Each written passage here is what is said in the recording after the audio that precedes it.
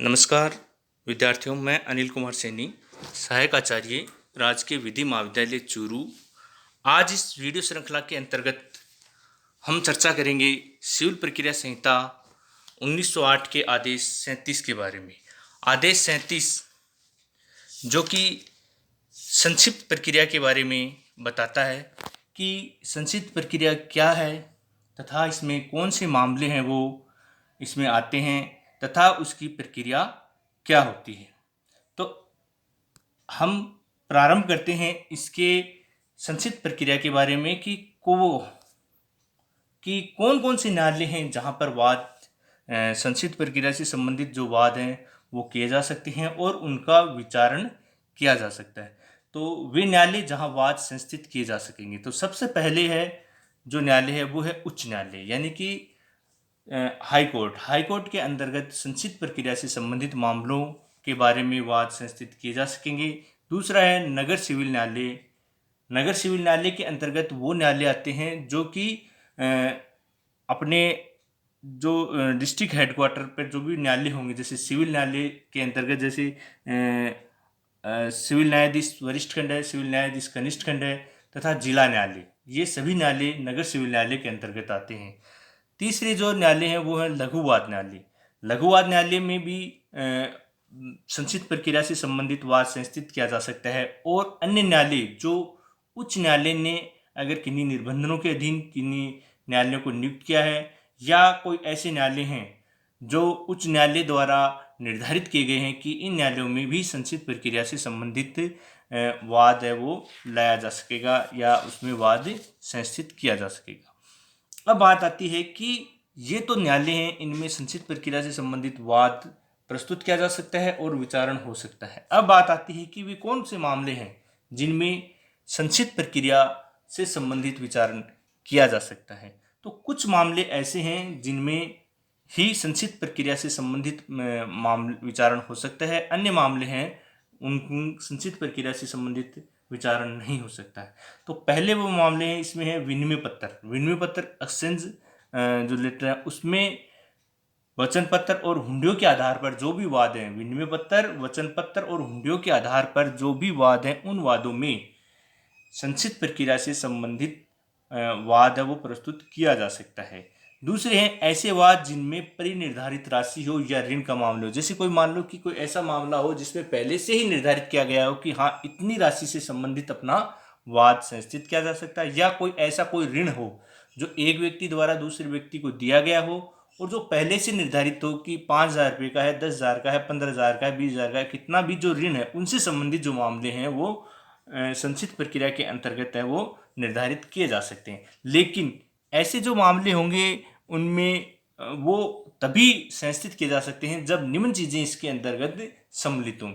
यदि कोई परिनिर्धारित राशि से संबंधित है या कोई ऋण से संबंधित है तो वहां पर ये जो बातें हैं वो भी निश्चित होनी चाहिए, यानी कि इसमें लिखित करार होना चाहिए। और यानी कि जो भी आपने जो करार किया है किसी भी राशि से संबंधित है या कोई भी अगर ऋण से संबंधित मामला है तो वहां पर एक लिखित करार होना चाहिए, यानी जो एग्रीमेंट है वो रिटर्न में होना चाहिए कि हाँ एक व्यक्ति ने बी व्यक्ति को इतना पैसा दिया है या बी द्वारा ए व्यक्ति से इतना पैसा लिया गया है। तो ऐसा एक लिखित करार रिटर्न जो एग्रीमेंट है वो होना चाहिए। दूसरा है जो अधिनियम है, जिस अधिनियम के अंतर्गत आप वाद संस्थित कर रहे हैं उसके अंतर्गत जो राशि है वो विहित राशि होनी चाहिए।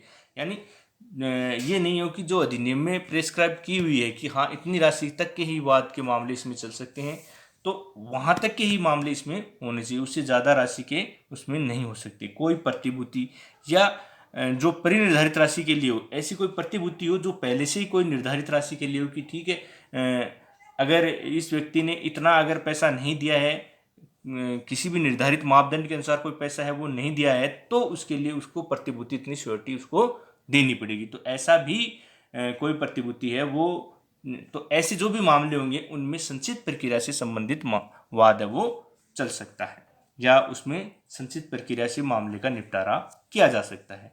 अब आता है इसमें कि वाद को कैसे संस्थित किया जाएगा, वादों को संस्थित करने के लिए क्या किया जाएगा। तो सबसे पहले जब वाद संस्थित किया जाएगा वहां पर जहां पर वादी द्वारा कोई वाद लाया जाता है तो उसके अंतर्गत वह स्पष्ट रूप से ये लिखेगा कि वाद है वो आदेश 37 के अंतर्गत है, वो दिया जा रहा है। यानी कि जो वाद संस्थित किया जा रहा है वो आदेश 37 के अंतर्गत है, वो प्रस्तुत किया जा रहा है। ये सबसे पहले जब भी आप वाद संस्थित करोगे उस समय सबसे पहले ये चीज़ें इसमें अंतर्विष्ट होनी चाहिए।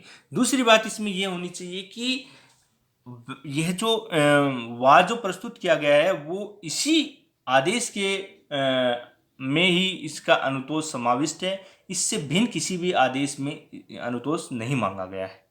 यानी कि यह भी निर्दिष्ट करेगा कि इस आदेश से भिन्न कोई अनुतोष उसे नहीं चाहिए।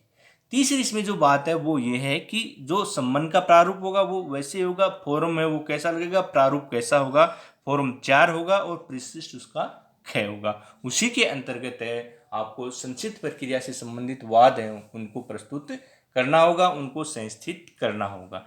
नियम 3 इसके बारे में ये बताता है कि प्रतिवादी की उपसंजाति पर क्या प्रक्रिया होगी, कि जब प्रतिवादी न्यायालय में उपस्थित होगा तो उसमें वहां पर क्या प्रक्रिया होगी। तो सबसे पहले क्या होगा कि संबंध के साथ में जब भी संबंध प्रस्तुत किया जाएगा प्रतिवादी को, वहां पर संबंध के साथ में एक वाद पत्र की प्रति होगी और प्रतिवादी को जिस दिन प्रतिवादी को वो संबंध मिलता है उससे 10 दिन के भीतर उसे न्यायालय में उपस्थित होने के लिए कहा जाएगा, तथा साथ ही उसे यह भी सही जो पता है वो भी उसको बताने के लिए कहा जाएगा कि आप जहाँ पर निवास कर रहे हैं वो आप पता न्यायालय को बताएं या न्यायालय को उसे अवगत कराएं।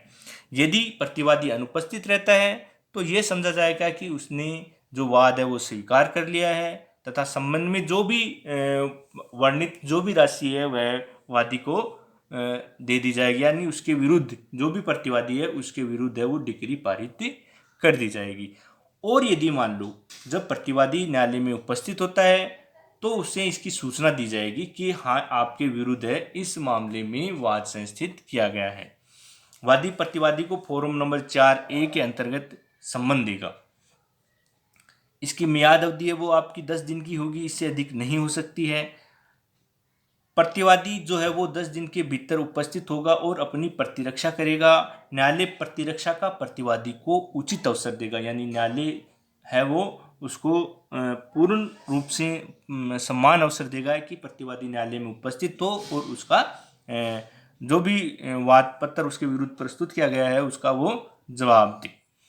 प्रतिरक्षा है वो सारवान होनी चाहिए। प्रतिरक्षा ऐसी नहीं होनी चाहिए कि जो कि तुच्छ और तंग करने वाली हो। ऐसा किसी प्रकार का प्रतिवादी द्वारा प्रतिरक्षा के अंतर्गत ऐसा कोई भी प्रश्न नहीं उठाया जाना चाहिए जिससे कि वह ऐसा लगे कि वह तुच्छ और तंग करने वाला है। न्यायालय साथ में यह भी कह सकता है कि प्रतिवादी सौदे रकम की प्रतिभूति न्यायालय में जमा, यदि न्यायालय को यह लगता है कि प्रतिवादी न्यायालय के क्षेत्राधिकार में नहीं रहता है तो वहां पर वह प्रतिभूति न्यायालय में जमा कराने के लिए भी प्रतिवादी को कह सकता है। यदि सुनवाई के दौरान कोई भी प्रतिरक्षा नहीं की गई है तो निर्णय प्रतिवादी से प्रतिभूति जो मांगी गई है उसको न्यायालय में जमा नहीं कराएगा और वादी के पक्ष में निर्णय देगा। यदि किसी प्रकार की कोई प्रतिरक्षा नहीं की गई है तो वहां पर वादी के पक्ष में है वो निर्णय दे दिया जाएगा। तो इस प्रकार न्यायालय में जब भी प्रतिवादी उपस्थित होता है तब उसके बारे में जो प्रक्रिया है वो होती है। नियम 4 ये कहता है कि सामान्य नियम यह है कि निर्णय अपास्त नहीं किया जाएगा सिवाय अपवादजनक स्थितियों में, यानी कि जब भी संचित प्रक्रिया के अंतर्गत जो भी निर्णय दिया जाता है वो डिक्री है उसको अपास्त नहीं किया जाएगा। कुछ अपवादजनक जो स्थिति है उनमें ही उस डिक्री को अपास्त किया जा सकता है। नियम 5 ये कहता है कि जहां पर करार है जो वो विनिमय पत्र है, हुंडी है आदि से संबंधित कोई मामला है तो वहां पर उन्हें जमा कराने के लिए भी न्यायालय में जमा कराने के लिए भी आदेश दिया जा सकता है। यानी जितने का विनिमय पत्र है उतना न्यायालय में भी उसको जमा करवाया जा सकता है।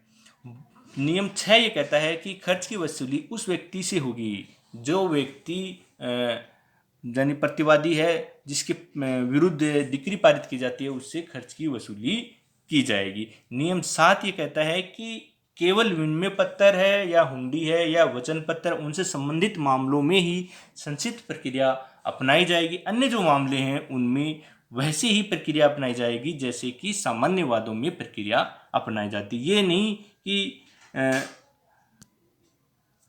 अन्य जो मामले होंगे उसमें जो प्रक्रिया होगी वो समान प्रक्रिया, जो अन्य जो वादों में प्रक्रिया है वैसे ही प्रक्रिया अपनाई जाएगी। कोई भी जो संचित मामले हैं केवल जो विनिर्दिष्ट जो दिए गए हैं, जैसे विनिमय पत्र, वचन पत्र, हुंडियों से संबंधित या किसी ऋण से संबंधित या किसी परिनिर्धारित संपत्ति से संबंधित जो वाद होंगे उन्हीं में ही निर्धारित किए जाएंगे, अन्य में नहीं किए जाएंगे।